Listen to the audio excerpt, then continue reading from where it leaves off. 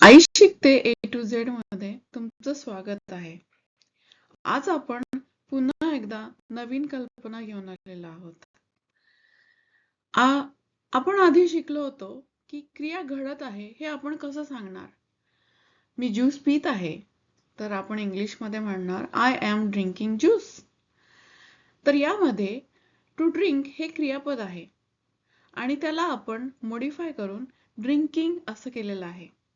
कारण पिणे हे आपलं मूळ क्रियापद आहे. जेव्हा आपण मराठीत बोलतो त्यावेळेस त्याला पिणेला आपण पीत आहे, हे पीत आहे हे क्रियापद क्रिया घडत आहे हे सांगत आहे. तसेच टू ड्रिंक हे क्रियापद घेतलं आणि त्याला आपण ड्रिंकिंग केलं. I am drinking juice. इथेपर्यंत आपलं कन्सेप्ट क्लिअर आहे. आता जर माझी क्रिया घडणार आहे, अगदी एक 2-3 मिनिटात घडणार आहे किंवा 5-10 मिनिटात घडणार आहे, त्याला म्हणतात नियर फ्युचर. तर त्या केसमध्ये आपण कसं मराठीमध्ये कसं बोलतो ते बघूयात आधी. मी ज्यूस प्यायला जाणार आहे. कोणी विचारलं तुम्ही आता काय करणार आहे? मी ज्यूस प्यायला जाणार आहे.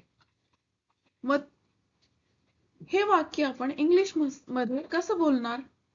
I am going to drink juice. आता याच्यामध्ये आय एम ड्रिंकिंग ज्यूस आणि I am going to drink juice फरक बघा.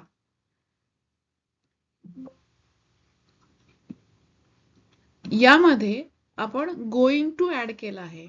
जाणार आहे साठी क्रियापद आहे गोइंग टू आणि पिणार साठी क्रियापद आहे ड्रिंक. लक्षात ठेवा आपण ड्रिंक्स आयएनजी काढून गोला लावलेला आहे. त्यामुळे परत ड्रिंकिंग नाही म्हणायचं. I am going to drinking juice नाही म्हणायचं. I am going to drink juice. Okay. I am going to drink juice. आणि हा काळ खूप सोपा आहे जर तुम्हाला बोलायचं असेल तर. फक्त गोइंग टू लावायचं आणि ओरिजिनल क्रियापद लावायचं. I am going to, you are going to, we are going to, they are going to, he is going to, she is going to. Okay. ह्याच्यामध्ये आपला कर्ता बदलतोय पण कर्त्याप्रमाणे I am, you are, we are, they are, he is, she is same राहतात पण पुढे going to येतात फक्त. Going to, going to, going to.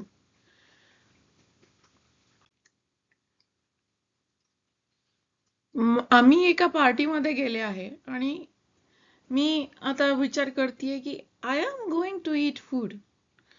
मग मी बघायला गेले की काय काय आहे डिशेस. जर तू किंवा तुम्ही गोइंग टू ईट फूड तर आपण कसं बोलणार? You are going to eat food. You are going to eat food. समजा आपल्याला लहान मुलांना सांगायचं असेल की आता तुम्ही जेवायला जाणार आहात. You are going to eat food असं तुम्ही त्यांना म्हणू शकता. आता त्यांचं मस्त गप्पा गोष्टी झाल्या आहेत आणि त्यांना विचारलं आता काय करणार आहोत किंवा ते काय करणार आहेत. तर he is going to eat food. तो जेवायला जाणार आहे किंवा तो जेवण खाणार आहे किंवा ती जेवण खाणार आहे. खूप अगदी लगेच क्रिया घडणार आहे. एक 5-10 मिनिटाचं अंतर आहे आणि लगेच जेवणार आहे. असं जेव्हा आपल्याला म्हणायचं असेल त्यावेळेस he is going to eat food, she is going to eat food असं आपण वाक्यप्रयोग करू शकतो.